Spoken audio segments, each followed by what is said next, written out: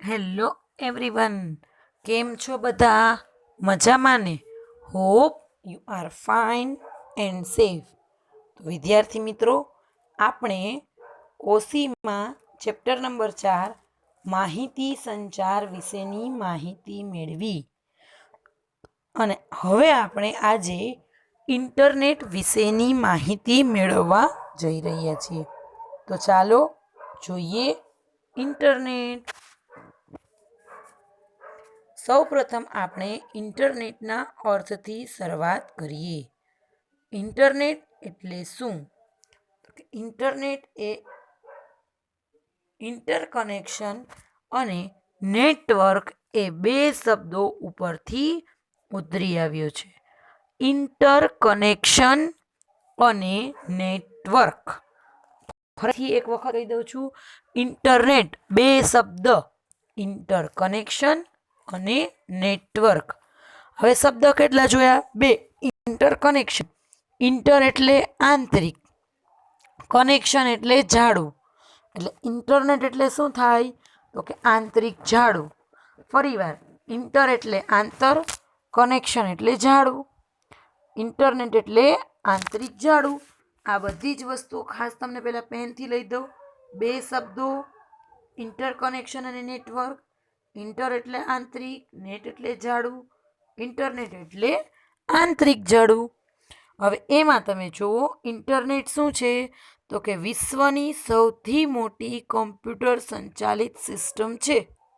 શું છે? તો કે કોમ્પ્યુટર સંચાલિત સિસ્ટમ. એના બીજા નામો કયા છે? ખાસ તમને MCQ ESQમાં પૂછાશે કે બીજા નામો. બરાબર, ઇન્ટરનેટના બીજા નામો કયા છે? તો કે the net, information super highway અને સાયબર સ્પેસ.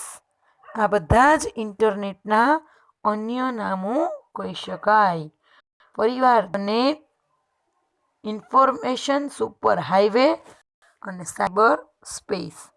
આ બધા શું છે? તો કે ઇન્ટરનેટના અન્ય નામો છે. ત્યારબાદ તમે જોઈ શકો છો કોમ્પ્યુટરના જૂથો. નેટવર્ક કોમ્પ્યુટરનું શું છે? બરાબર, સૌથી પહેલાં નેટવર્ક વિશેની માહિતી મેળવીએ. તો કે કોમ્પ્યુટરના જૂથને માહિતી અને સંશોધનના સહિયારા ઉપયોગના હેતુસર એકબીજા સાથે શું કરવામાં આવે છે? જોડવામાં આવે છે. એને આપણે શું કહીએ છીએ? નેટવર્ક. એટલે આ વ્યાખ્યા કોની થઈ? નેટવર્કની.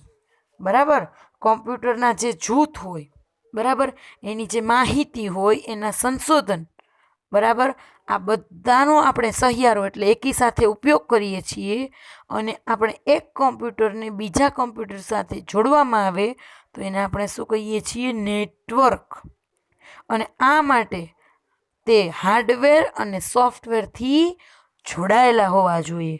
બરાબર, એટલે છેલ્લે શું થાય? કોમ્પ્યુટર નેટવર્ક એટલે કે બે કે તેથી વધુ કોમ્પ્યુટર્સ વચ્ચેના આંતરજોડાણ ધરાવતા તંત્રને કોમ્પ્યુટર નેટવર્ક કહે છે.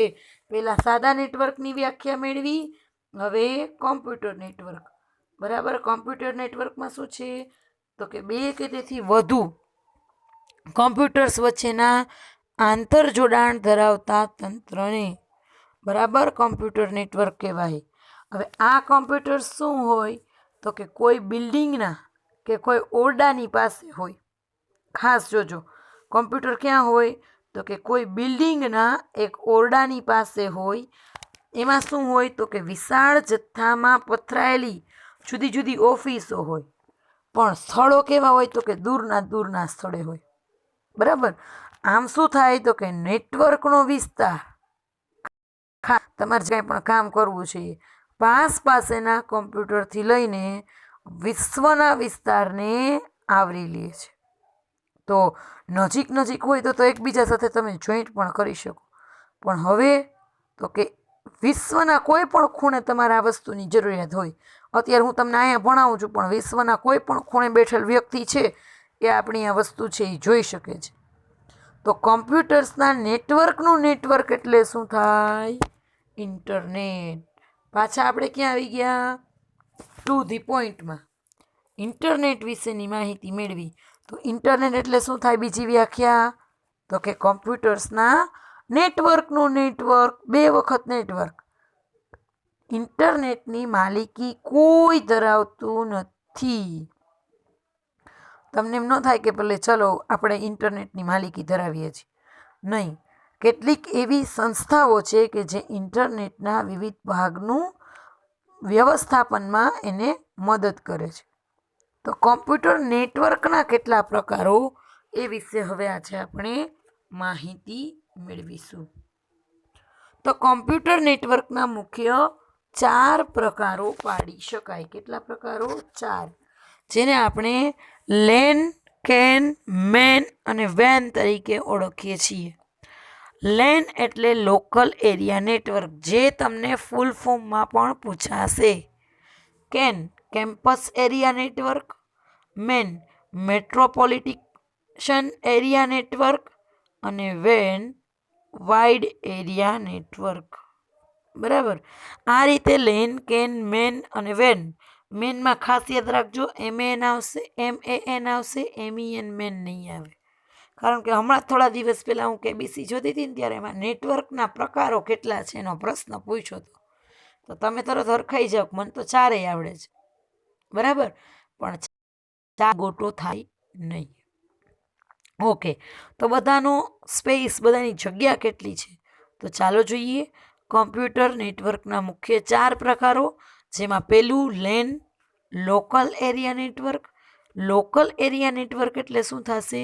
તો કે નિશ્ચિત સ્થળ પરના કોમ્પ્યુટર્સ છે એકબીજાને કેના સાથે જોડ્યા હોય? વાયર કે વાયર વગર. અત્યારે બ્લૂટૂથની ફેસિલિટી છે. મારે અત્યારે જો આ વિડીયો બનાવું છું તો હેન્ડ્સ ફ્રી નાખવી પડે છે. તો મારો ફોન કેનાથી જોડાયેલો છે? કોઈ વાયરથી. પણ જો મારી પાસે બ્લૂટૂથની હેન્ડ્સ ફ્રી હશે તો વગર વાયરે પણ આપણે જોડાયેલા હોય. એટલે આને કેવું માધ્યમ કહેવાય? લેન. ત્યારબાદ કહેવાય કેન, જે એક કેમ્પસ હોય. તો કે એક કેમ્પસ પરના કોમ્પ્યુટર્સને એકબીજા સાથે જોડવા. એક જ કેમ્પસ હોય અને બધા જ કોમ્પ્યુટરને એકબીજા સાથે જોડ્યા હોય, બધામાં સરખા જ પ્રોગ્રામ. એકમાં ફેરફાર કરો તો બધામાં ફેરફાર થઈ જાય. તો આને શું કહેવાય? Campus area network. હવે મેન મેટ્રોપોલિટિશન એરિયા નેટવર્ક, જેમાં એક શહેરના કોમ્પ્યુટર્સ છે એ એકબીજા સાથે જોડાયેલા હોય. એટલે જો લેન કરતાં કેન મોટું, કેન કરતાં મેન મોટું, અને બટ ઓબિયસ છે કે મેન કરતાં વેન મોટું જ હશે. બરાબર. અહીંયા પહેલાં શું હતું?